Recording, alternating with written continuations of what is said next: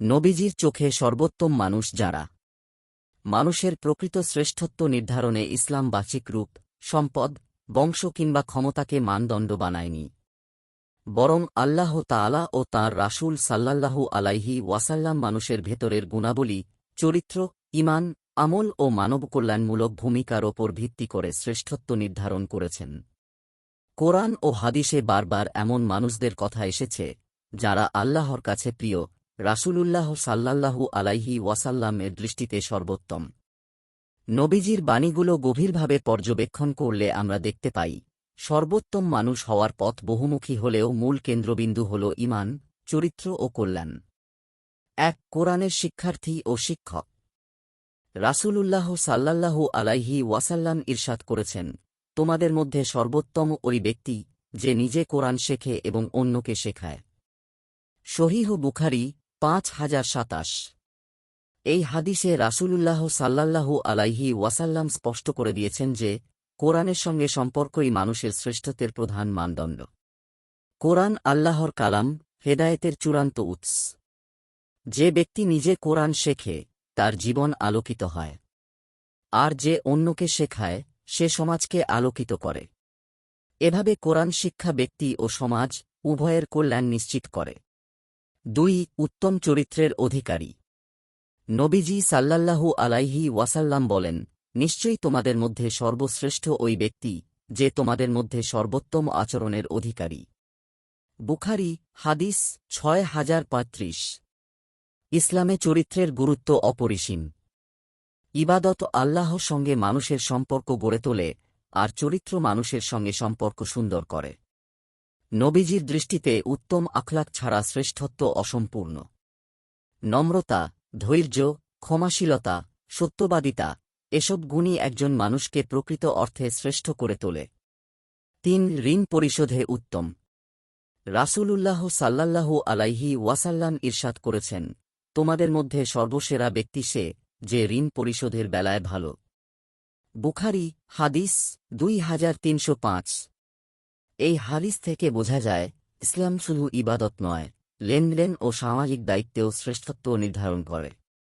যে ব্যক্তি ঋণ পরিশোধে টালবাহানা করে না, বরং উদারতা ও সদাচরণ দেখায়, সে রাসূল সাল্লাল্লাহু আলাইহি ওয়াসাল্লামের কাছে সর্বসেরা।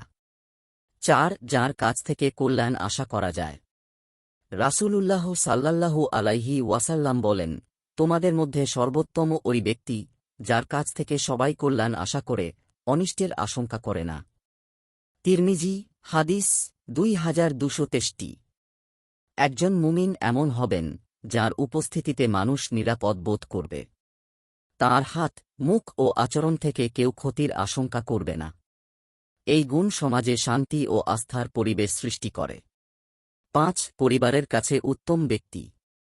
রাসূলুল্লাহ সাল্লাল্লাহু আলাইহি ওয়াসাল্লাম ইরশাদ করেছেন, তোমাদের মধ্যে সর্বশ্রেষ্ঠ ওই ব্যক্তি যে তার পরিবারের কাছে ভালো। সহিহ ইবনে হিব্বান হাদিস ৪১৭৭। অনেকে বাইরে খুব ভালো কিন্তু পরিবারের প্রতি কঠোর। ইসলাম এই দ্বৈত চরিত্র গ্রহণ করে না। পরিবারের সঙ্গে উত্তম আচরণ, স্ত্রী, সন্তান, মা বাবার হক আদায়, এগুলোই প্রকৃত শ্রেষ্ঠত্বের পরিচায়ক। ৬. দীর্ঘ জীবন ও উত্তম আমল। রাসূলুল্লাহ সাল্লাল্লাহু আলাইহি ওয়াসাল্লাম বলেন, তোমাদের মধ্যে সর্বশ্রেষ্ঠ ব্যক্তি সেই যে তোমাদের মধ্যে বয়সে বেশি এবং নেক কাজে উত্তম। মুসনাদে আহমদ হাদিস ৭২১২, ৯২৩৫। দীর্ঘ জীবন নিজে কোনো গৌরব নয়, বরং সেই জীবন যদি নেক আমলে পূর্ণ হয় তাহলেই তা শ্রেষ্ঠত্বের কারণ হয়। দীর্ঘ জীবনে ইবাদত, দাওয়াহ, মানব সেবা এসবের মাধ্যমে একজন মানুষ আল্লাহর কাছে প্রিয় হয়ে ওঠে। ৭. মানুষের জন্য উপকারী ব্যক্তি।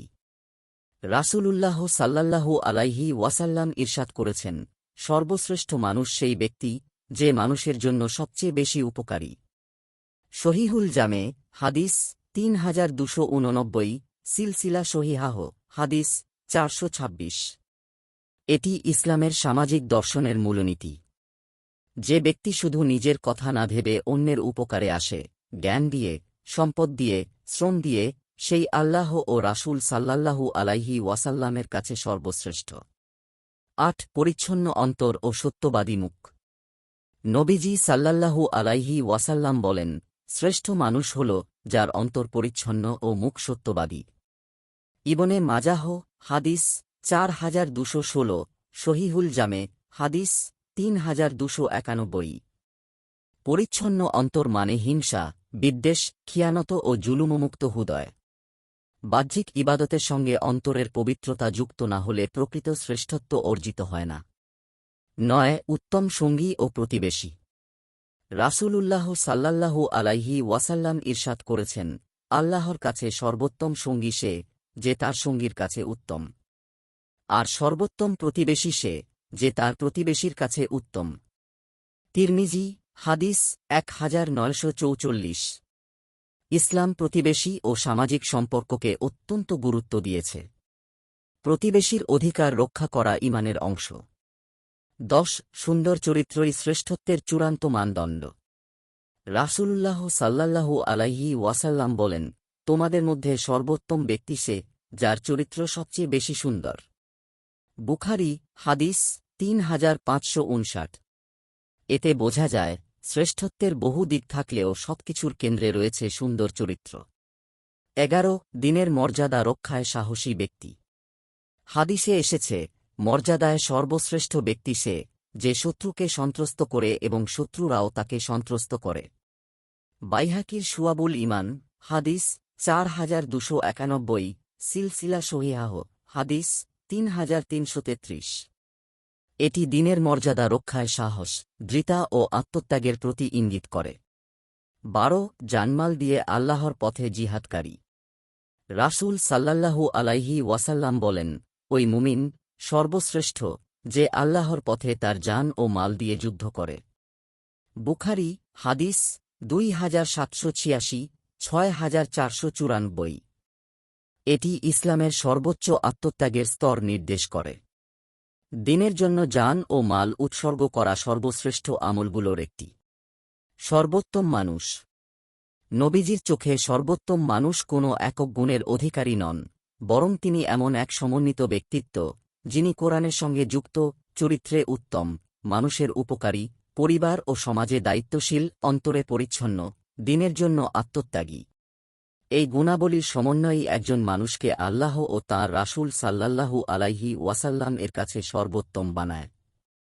আমাদের প্রত্যেকের উচিত এই হাদিসগুলোকে শুধু পড়েই থেমে না থেকে নিজের জীবনে বাস্তবায়নের চেষ্টা করা।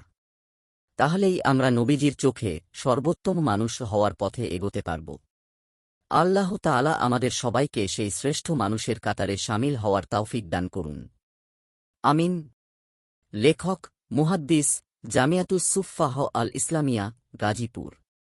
নিয়মিত ইসলামিক এবং স্বাস্থ্য বিষয়ক ভিডিও পেতে লাইক, কমেন্ট, ফলো এবং চ্যানেলটি সাবস্ক্রাইব করে পাশে থাকবেন।